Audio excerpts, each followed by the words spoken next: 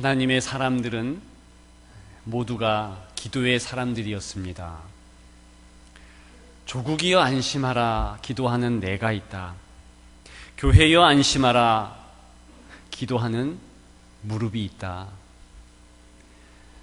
기도 시간을 통하여서 하나님께서는 담대한 마음을 주시고 모든 일들을 감당하도록 인도해 주셨습니다.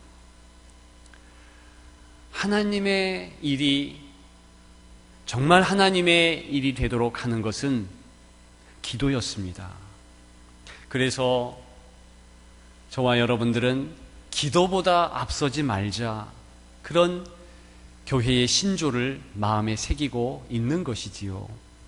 우리가 많은 일들을 하는 것보다는 기도하면서 한 가지 일, 기도하면서 마음을 다해 하는 것이 더 중요한 것입니다. 담장을 넘는 가지와 같은 성도는 기도하는 성도입니다. 하나님의 지혜, 하나님의 은혜는 반드시 기도를 통해서 주어지기 때문에 그렇습니다. 기도에 대한 이러한 확신은 오늘 본문을 읽을 때 더 분명해집니다. 2절 하반절에 내가 평생에 기도하리라, 이런 내용이 있습니다. 오늘 제목이 된 내용인데 마치 대단한 각오처럼 들립니다. 이를 악물고 내가 또 한 번 이를 악물고 평생에 또 이를 악물고 기도하리라, 그렇게 매몰차게 각오하고 나가는 것 같이 보이지만 실은 오늘 본문의 내용은 그렇지 않다는 것입니다. 자연스러운 귀결이라는 것이지요. 어떤 원인 때문에 이런 결과가 나온다는 것입니다. 어떤 원인입니까? 상반절에 보게 되면 하나님께서 귀를 기울이심으로 그랬습니다. 2절에 그의 귀를, 이때 그라는 3인칭 대명사는 하나님을 의미하는 것이지요. 따라서 하나님께서 내게 귀를 기울이셨으므로, 그런 의미입니다. 귀를 기울이고 할 때 그 기울인다는 내용은 구부린다는 거예요. 우리가 팔을 구부리듯이 귀를 대고 기울인다는 그러한 심상을 가지고 있습니다. 하나님께서 하나님의 그 큰 귀로 우리의 입에 바짝 다가오셔서 우리의 숨소리까지 들을 수 있는 그 거리로 듣고 계신다는 것입니다. 여러분, 무슨 소리를 듣고 싶으실까? 오늘 성경에는 그런 모습 때문에 내가 기도하리라, 그렇게 시인은 이야기하고 있는데 기도의 내용이 무엇일까 궁금하지 않습니까? 사실은 오늘 기도하리라 할 때 기도하다라는 히브리 말의 동사는 평범하게 평소에 기도하다라는 성경의 단어와는 사뭇 다릅니다. 많이 달라요. 오늘 본문에 기도하리라 할 때 사용된 단어는 실은 그냥 평범하게 외치다 혹은 사람의 이름을 부르다, 말하다, 그런 뜻이에요. 그래서 영어 성경은 오늘 기도하리라 한국어 번역과는 다르게 call, 우리 콜택시 부른다, 뭐 전화하다, 그 call 있죠? 부르다라는, 그렇게 번역을 했습니다. call. 그러면 오늘 본문에 기도하리라 이 내용은 그냥 말하는 것입니다. 그냥 이름을 부르고 소리를 외치는 그런 내용을 담고 있는 거예요. 그럼에도 불구하고 오늘 기도하리라, 이 정황은 본문을 잘 살펴보면 어떤 내용인지 정확하게 알 수 있다는 것입니다. 일단 4절, 116편 4절에 보면 내가 여호와의 이름으로 기도하기를, 여호와의 이름으로 기도한다. 그리고 같이 읽지는 않았지만 13절에 내가 구원의 잔을 들고 여호와의 이름을 부르며, 여호와의 이름을 부르며, 그리고 17절에 내가 주께 감사제를 드리고 여호와의 이름을 부르리이다. 다 똑같이 기도하리라 라는 이 내용, 단어가 쓰임된 겁니다. 사용된 거죠. 같은 내용인데 한국어 번역에는 기도하리라 그렇게 번역을 한 것입니다. 그러면 오늘 본문들 반복된 내용들을 살펴보면 외치는 것인데 무엇을 외쳤는가? 여호와의 이름을 외쳤다는 것입니다. 하나님의 이름을 부른 거예요. 성경에서 이름은 참으로 깊은 뜻을 주는 것입니다. 그래서 창세기로부터 요한계시록까지 이름이 많이 나와요. 창세기에 보게 되면 하나님께서 천지를 창조하시고 아담을 창조하십니다. 그리고 아담에게 처음으로 맡기신 사명은 이름과 관계되어 있습니다. 동물들이 지나가게 합니다. 그리고 이 아담이 이름을 부여하게 합니다. 이름을 짓게 하는 것이지요. 그 성경 본문을 보면서 저는 궁금한 점이 생겼어요. 아담은 동물들의 이름들을 쭉 지으면서 하나님의 이름을 궁금해하지 않았을까? 그 성경을 살펴보니까 이 아담은 전혀 궁금하지 않았나 봅니다. 물어보지 않아요. 마치 우리의 어린 3살, 4살 연령의 자녀들이 엄마, 아빠 이름이 뭐야? 그렇게 물어보지 않는 것과 마찬가지로 이 아담은 하나님의 이름을 질문하지 않습니다. 왜? 사실은 필요 없으니까. 필요가 없지요. 엄마 아빠가 바로 가까이 있는데 부모의 이름이 무슨 필요가 있겠어요? 필요할 때가 있지요. 그런 상황을 곧 말씀드리겠습니다만, 제가 그런 이름에 대한 묵상을 하면서 그렇구나. 아담은 굳이 하나님의 이름을 알지 못해도 전혀 상관없구나. 왜? 하나님께서 항상 가까이 계시고 항상 살펴주시고 어린 자녀를 살펴주는 엄마와 같이, 아빠와 같이. 그러니까 애기들이 무슨 엄마 아빠 이름을 알 이유가 없잖아요. 실제로 성경에 보면 당돌하게 하나님의 이름을 물은 인물이 있습니다. 누군지 아십니까? 야곱이에요.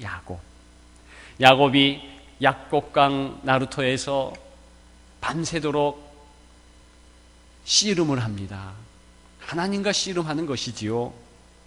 그러다가 환도뼈도 골절당하고 어려움을 당합니다. 그럼에도 불구하고 놓칠 수 없잖아요. 곧 두려워하는, 자기를 죽이려고 하는 형 에서가 군대를 이끌고 달려오고 있어요. 하나님 도와주십시오. 그런 마음으로 지금 약복강에서 하나님을 붙잡고 씨름하는 과정입니다. 그때 야곱은 하나님의 이름을 묻습니다. 이름이 어떻게 되십니까? 그랬더니 하나님이 어떻게 응대하십니까? 이름 안 알려주겠다 그럽니다. 그거 알아서 뭐하냐? 그러면서 오히려 야곱의 이름을 바꾸어 주십니다. 이스라엘로 바꾸어 주잖아요. 하나님이 이기신다, 하나님을 이겼다, 그 뜻으로 바꿔주셔서 새로운 이름을 부여하십니다. 왜 야곱에게 하나님의 이름을 가르쳐주지 않으셨을까? 그것은 베델에서 하나님을 만난 이후에 하나님은 언제나 함께 계시니까, 보살펴 주시니까 굳이 하나님의 이름을 알 이유가 없지요. 그러다가 드디어 하나님의 이름을 정확하게 가르쳐 주시는 하나님의 모습을 성경에서는 보게 됩니다. 출애굽기에 나옵니다. 3장에 나오는데 누구에게 대답해 주시는가? 누가 물어보았는가? 모세가 물어봅니다. 모세가 하나님을 아련한 후에, 하나님을 만난 후에 그가 물어보지요. 하나님 이름이 무엇입니까? 이미 하나님께서는 나는 너의 조상, 곧 아브라함의 하나님, 이삭의 하나님, 야곱의 하나님이다, 그 관계를 얘기했어요. 모세는 이해한 듯 보입니다. 그럼에도 불구하고 하나님의 이름을 물어봅니다. 내게 다른 동족이 있습니다. 애굽에 있습니다. 그런데 그들은 하나님을 알지 못합니다. 하나님의 이름이 무엇인지, 또 하나님께서 어떻게 역사하셨는지 그런 것을 구구절절하게 얘기해줘야만 그들은 알게 됩니다. 마치 3살짜리, 4살짜리 어린 자녀가 이제 성장해서 초등학교 들어갈 때 엄마 아빠의 이름을 적어가는 것과 같이, 왜요?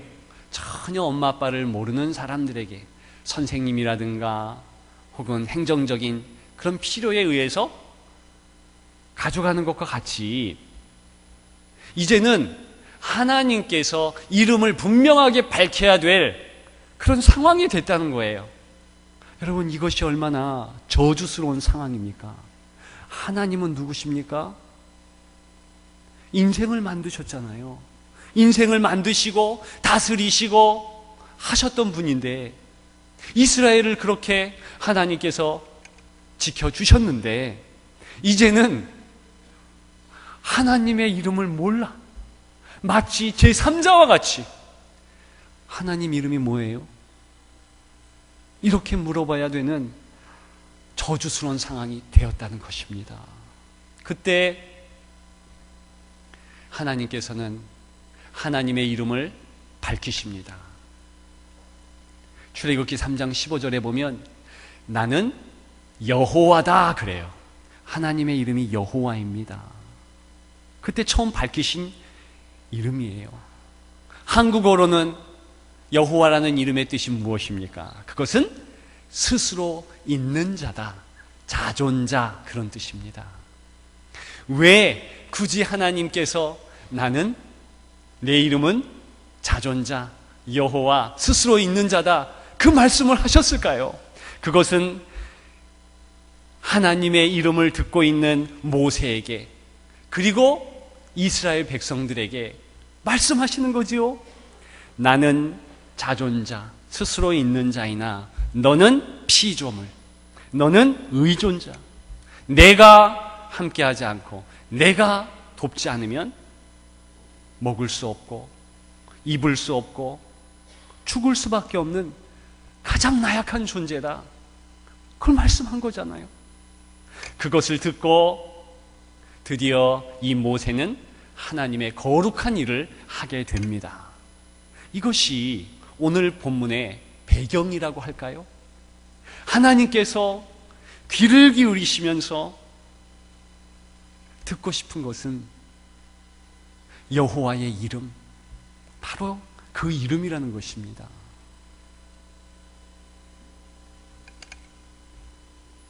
하나님의 거룩한 이름, 그것은 하나님이 무엇을 원하고 계십니까? 바로 에덴 동산 때에 아담의 아버지로서, 창조자로서 아담을 바라보면서 아담을 보살피고 그 친밀감을 내가 원한다. 그 뜻이라니까요. 그렇다면 오늘 본문은 정말 하나님의 마음이 깃들여 있는 보배와 같은 본문입니다. 하나님께서 내게 바짝 다가오셔서 귀를 기울이시는데 어떤 말을 하기를 소망하시는가? 여호와여, 주의 이름을 부릅니다. 그것은 내가 하나님께서 내 생명의 근원이 되시고 내 아버지가 되시고 나를 보살펴주는 단 한 분이십니다. 그 고백을 듣고자 하신다는 것입니다. 그래서 요엘서 2장에는 여호와의 이름을 부르는 자 구원을 받는다 그랬어요. 신약에서도 여러 번 주의 이름을 부르는 자 구원을 얻으리라. 하나님께서 아버지가 되시고 우리는 그분의 자녀가 되는 것, 이것이 하나님께서 원하는 단 하나의 내용이라는 것입니다. 그러므로 우리 예수님은 언제나 기도할 때 아바 아버지요 그랬습니다. 아바 아버지요. 한국어로는 아빠 아버지요. 그렇게 하나님을 부른 거예요. 이렇게 예수님의 모범 따라 우리가 하나님 앞에 나와서 여호와의 이름을 부르면 그 뒤에는 어떤 내용을 하나님 앞에 토로하든 하나님이 귀를 기울이시고 듣는다, 그 내용을 이야기하는 것입니다. 시편에는요 기가 막힌 한탄, 기가 막힌 여러 이야기들이 가득합니다. 기도하면서 하나님 도대체 이러실 수 있습니까? 하나님 차라리 내가 무덤으로 내려가는 것이 좋겠습니다. 그 이야기는 하나님 차라리 나를 죽이시지 왜 나를 이렇게 힘들게 합니까? 그런 토로였습니다. 다윗의 기도시 있잖아요. 시편에 보면 3분의 1 이상이 그러한 비탄의 시, 하나님을 원망하는 원망의 시. 시편 22편에는 우리 예수님께서 인용하셨듯이 하나님 어찌하여 나를 버리시나이까? 도저히 만군의 하나님 앞에서 가장 천하고 천한 버러지 같은 인생이 어떻게 그렇게 기도할 수 있겠습니까? 그것은 그냥 되는 것이 아니라 하나님께서 찾아오셨으므로 귀를 기울이시고 어떤 말이든 내가 아버지로 여기 있으니까 말하라. 내 이름을 불러라. 그리고 기도해. 다 들을게. 그러한 하나님의 자세에서 비롯된 그런 내용입니다. 여러분, 기도는 따라서 너무나 수동적입니다. 내가 기도하리라 그런 내용이 아닌 거예요. 하나님이 너무나 큰 사랑을 주시니 나는 그 사랑 감격하여서 입술을 열어 마치 어린아이가 옹알이 하듯이 주님 도우시옵소서, 주님 인도하시옵소서, 그렇게 하는 것이 기도의 시발점인 것입니다. 여러분, 우리는 그런 특권을 가진 거예요. 따라서 모든 기도는 하나님의 친밀함을 경험하는 자리입니다. 기도는 하나님의 친밀함이지요. 기도의 자리에 나와서 찬양을 하든 때로는 원망의 말을 쏟듯 때로는 불평을 하든 어떤 내용이든 주님 내 마음을 아시죠. 주님 내 탄식의 내용을 아시죠. 그렇게 할 때 주님이 다 들으신다는 것입니다. 그래서 오늘 본문의 1절에도 보게 되면 여호와께서 내 음성과 내 간구를 들으심으로 내가 그를 사랑하는도다. 사랑하는 이유가요, 하나님께서 먼저 크게 나를 사랑하심으로 나는 사랑하지 않을 수 없습니다. 그 고백입니다. 하나님의 은혜가 그런 것이에요. 생테쥐베리의 어린 왕자에 보게 되면 아주 재밌는 내용이 나옵니다. 사막의 작은 여우가 이 여우와 그렇게도 친하고 싶은 어린 왕자가 급하게 달려올 때 거리를 돌아, 그리고 나랑 친해지려면 시간을 돌아, 조금씩 내게 와다오. 그런 고급진 얘기를 합니다. 여러분, 하나님께서 왜 이렇게 행동하실까요? 우리를 배려하는 것입니다. 기다리시는 거예요. 하나님께서 내가 귀를 열고 너의 신음소리, 너의 말소리, 너의 모든 소리를 듣고 있다. 기다리고 있으니 말해라. 그래서일까요? 우리 예수님은 오늘 116편의 이 내용을 그대로 보여주는 행동을 하십니다. 13절에 보면 내가 구원의 잔을 들고 여호와의 이름을 부르며 그랬는데, 실제로 예수님이 잡히셔서 곧 십자가에 달려 돌아가실 그 마지막 밤에 주님께서 잔을 드시고 이것은 너희를 위하여 흘린 내 피다, 마시라, 그렇게 얘기하셨습니다. 정말로 구원의 잔을 드셨어요. 여러분, 하나님의 기다림의 사랑은 어떤 것입니까? 하나님께서 우리를 기다리시되 독생 성자 예수 그리스도까지 죽는 자리에 내어주시고 1시간, 2시간 기다린 것이 아니라 1000년, 2000년 기다린 것이 아니라 그 오랜 하나님의 인생을 향한 모든 시간을 다 기다리시고 지금도 저와 여러분들 기다리신다는 것입니다. 여러분, 이것이 오늘 본문이 나타내는 하나님의 사랑입니다. 우리는 이 사랑에 감격하지 않을 수 없는 것입니다. 그래서 기도는 감격인 거예요. 기도의 자리에 나아갈 때 우리는 이러한 하나님의 모습 감격하지 않을 수 없습니다. 새 힘을 얻지 않을 수 없는 거예요. 그래서 저와 여러분들은 기도의 자리로 나아가야 하는 것입니다. 때로는 기도의 자리가 골방일 수 있습니다. 그래서 하나님을 독대할 수 있습니다. 때로는 그 기도의 자리가 공동체가 모이는 중보의 시간의 자리, 새벽의 기도, 그리고 수요일 날 또 금요일 순모임, 이러한 모임의 자리일 수 있습니다. 그때마다 가서 우리가 하나님을 기억하면서, 하나님, 내가 다 압니다. 귀를 기울이고 계시는군요. 나를 기다리셨군요. 하나님, 내가 주님께 찬양합니다.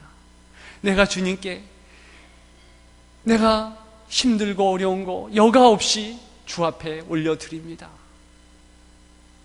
주님이 내 주님 되시옵소서. 여러분, 그것이 저와 여러분들 특권인 줄 믿습니다. 이 기도를 향유하시고 감사가 넘치는 저와 여러분들 되기를 주님의 이름으로 축원합니다.